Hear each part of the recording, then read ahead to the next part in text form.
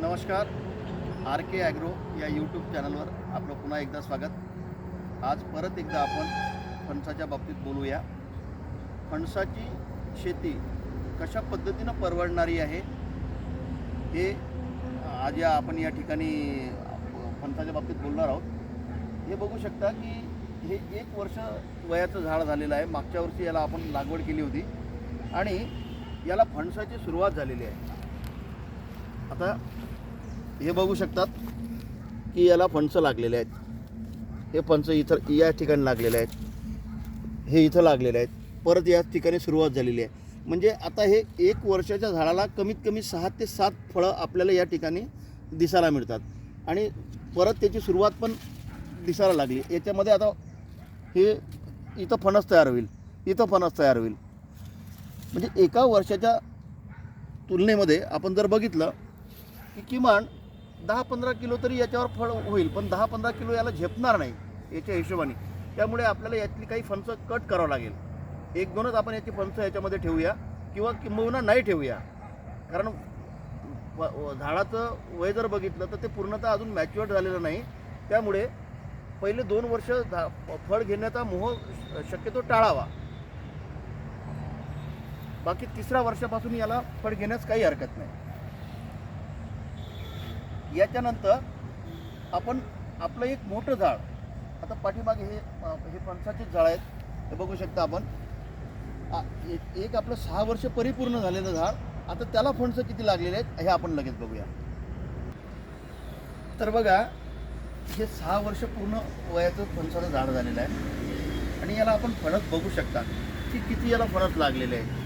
अक्षरशः बुडापासनं तर पूर्ण उंचापर्यंत याला हे फणसाची, आणि याची कमीत कमी एक 25-30 किलोचे फळांची आम्ही हार्वेस्टिंग केलेली आहे. मी या माध्यमातून आपल्याला सांगू इच्छितो की आपण जी फळबाग पारंपरिक पद्धतीने करत आहोत त्यामध्ये जर आपल्या फळबागेमध्ये जर आपण थोडीफार ही जर फणसाची झाडं जर लावली तर नक्कीच हे आपल्याला आर्थिक सुबत्ता प्राप्त करून देण्यास काहीही एक हरकत नाही. आता हे फणस कसं आहे, हे पिकल्याच्या नंतर सुद्धा याचं चांगल्या पद्धतीने याला मार्केट मिळते. भाजीला सुद्धा याचं चांगलं मार्केट मिळते आणि फणसाच्या बियासुद्धा याच्यामध्ये काजूपेक्षा जास्त प्रोटीन्स आपल्याला बघायला मिळतात. आणि सर्वात महत्त्वाची गोष्ट की या झाडाचा खूप जास्त लाळ करायची गरज नाही. याला कुठल्या स्प्रेची गरज नाही, याला काही खतं टाकायची गरज नाही. याला शेणखत वगैरे टाकलं. आता हे 6 वर्षात झाड झालं, याला पाणी द्यायची गरज नाही कारण याच्या मुळा जमिनीमध्ये चांगल्या पद्धतीने सेट झालेल्या आहेत. आणि यावर्षी किमान आता या झाडापासून आपल्याला किमान 1.5 ते 2 क्विंटल फणस म्हणजे आरामशीर मिळू शकतात. आणि बाजारामध्ये 50 रुपयापासून तर 120 रुपयापर्यंत फणसाचा भाव आहे.